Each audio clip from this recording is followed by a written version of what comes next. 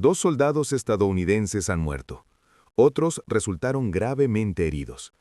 Una patrulla militar fue emboscada en territorio venezolano en circunstancias que, según los primeros informes, no admiten dudas.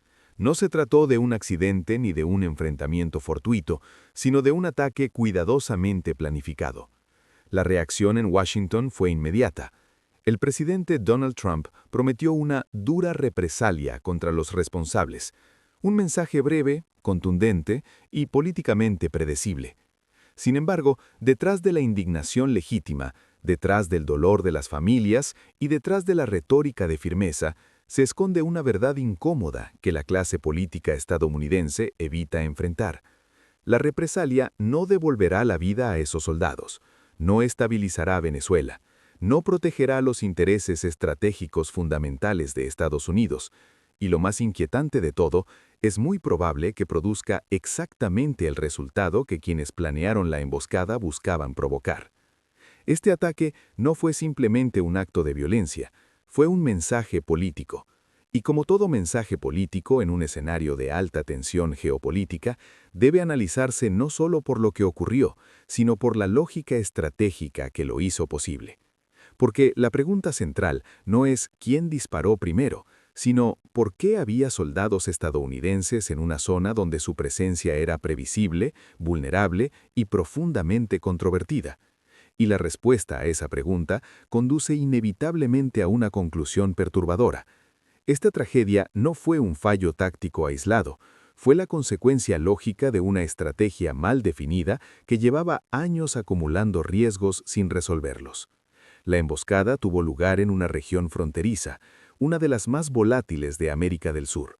Un área marcada por rutas de contrabando, redes criminales, grupos armados irregulares, tensiones políticas internas y una profunda desconfianza hacia cualquier presencia extranjera.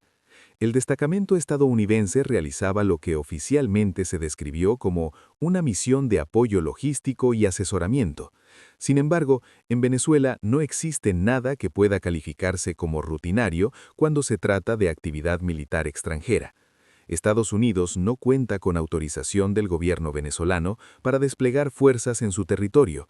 No existe una resolución clara del Congreso que avale operaciones militares directas y el contexto político convierte cualquier presencia armada estadounidense en un símbolo de confrontación. El convoy fue atacado con una secuencia que revela planificación. Primero, un explosivo improvisado detuvo el avance. Luego, fuego coordinado desde posiciones elevadas. Finalmente, un segundo artefacto dirigido contra los refuerzos. No fue una acción improvisada, fue una emboscada diseñada para causar bajas, enviar un mensaje y obligar a una respuesta.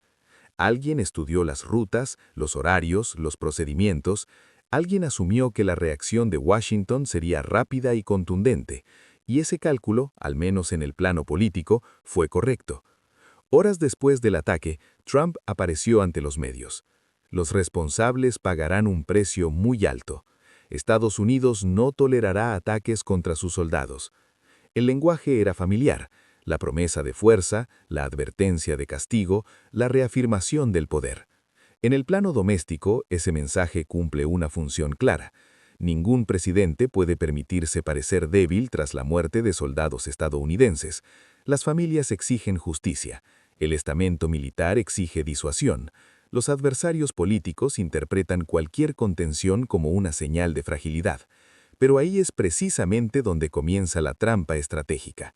Porque antes de prometer represalias, hay una pregunta que debería formularse con absoluta honestidad. ¿Quiénes son exactamente los responsables? ¿Fueron grupos armados vinculados al crimen organizado? ¿Milicias con respaldo indirecto de actores estatales? ¿Facciones internas que buscan provocar una escalada internacional? ¿Elementos descontrolados que actúan bajo una lógica local? En un entorno como el venezolano, donde las lealtades son opacas, las cadenas de mando fragmentadas y la información profundamente politizada, la atribución es extraordinariamente difícil. Y cuando no se sabe con certeza quién atacó, responder con fuerza se convierte en un ejercicio de alto riesgo. Responder basándose en suposiciones en lugar de pruebas sólidas implica la posibilidad de golpear al actor equivocado, crear nuevos enemigos y fortalecer precisamente a quienes se pretende debilitar. La historia reciente ofrece innumerables ejemplos de este patrón. Cada represalia mal calibrada genera nuevas dinámicas de violencia, nuevos agravios y nuevas oportunidades para actores que prosperan en el caos. Y Venezuela, con su frágil equilibrio interno y su compleja red de influencias externas, es un terreno particularmente propenso a ese tipo de escaladas. Para entender por qué ocurrió esta emboscada, es necesario analizarla desde una perspectiva estratégica, no emocional. Las grandes potencias actúan en función de intereses. Cuando esos intereses son vitales, están dispuestas a asumir costes elevados. Cuando son secundarios, su disposición al sacrificio es mucho menor. Venezuela es un país de enorme importancia simbólica y política para actores regionales y extrarregionales. Para el gobierno venezolano, la soberanía y la resistencia a la influencia estadounidense son elementos centrales de su legitimidad interna. Para aliados como Rusia y China, Venezuela representa un punto de apoyo estratégico en el hemisferio occidental, una oportunidad para desafiar la influencia tradicional de Washington en su vecindario. Para actores no estatales, el conflicto ofrece espacios de maniobra, financiación y poder. Para Estados Unidos, en cambio, Venezuela no representa una amenaza directa a su seguridad nacional, no pone en riesgo su territorio estadounidense, no compromete de forma inmediata sus rutas comerciales esenciales, no altera el equilibrio global de poder de manera decisiva. La implicación estadounidense responde más a una combinación de inercia política, presión ideológica y la dificultad de abandonar compromisos heredados que a un cálculo frío de intereses estratégicos. Y aquí reside el núcleo del problema. Cuando una potencia actúa para defender intereses periféricos, mientras otros actores defienden intereses que consideran existenciales, la desventaja es estructural. Los actores locales están dispuestos a asumir más riesgos, a absolver más costes y a prolongar el conflicto indefinidamente. Ellos viven ahí, ellos no se van. Estados Unidos, en cambio, siempre opera con un horizonte político limitado. La paciencia estratégica es mucho menor cuando las pérdidas humanas no se perciben como necesarias para la defensa del país. La emboscada envía exactamente ese mensaje.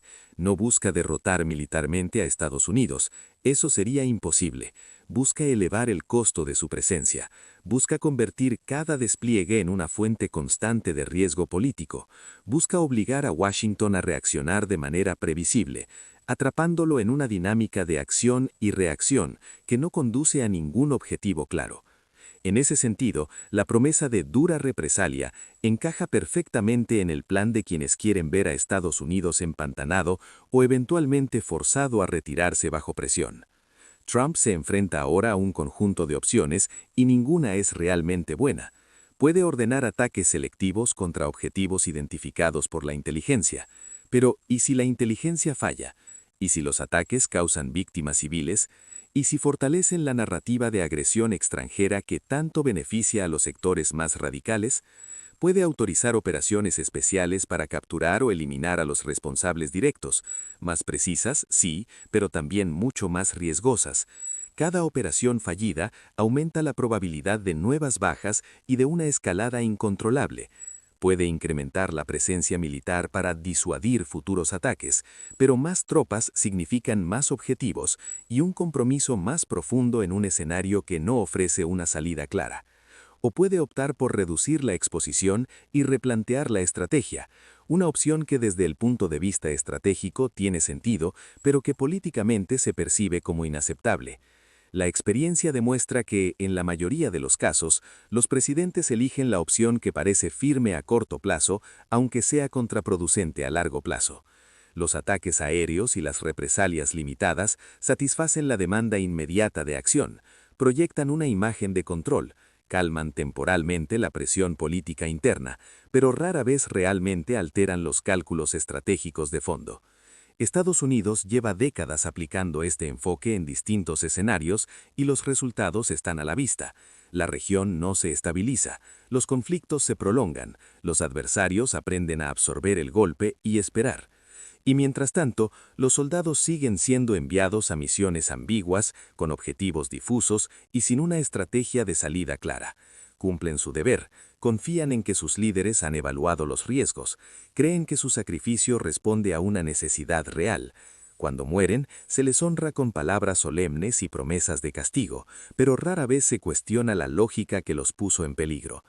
Este episodio recuerda patrones conocidos, intervenciones que comienzan con objetivos limitados y se transforman en compromisos abiertos, presencias militares justificadas por razones morales, humanitarias o ideológicas que nunca se traducen en resultados tangibles. Decisiones que se mantienen no porque funcionen, sino porque abandonarlas tendría un costo político inmediato. Así se construyen los atolladeros estratégicos, no de golpe, sino acumulando pequeñas decisiones equivocadas que juntas se vuelven imposibles de corregir sin admitir errores. La geografía y la política venezolana deberían haber sido una advertencia. Un país con profundas divisiones internas, una economía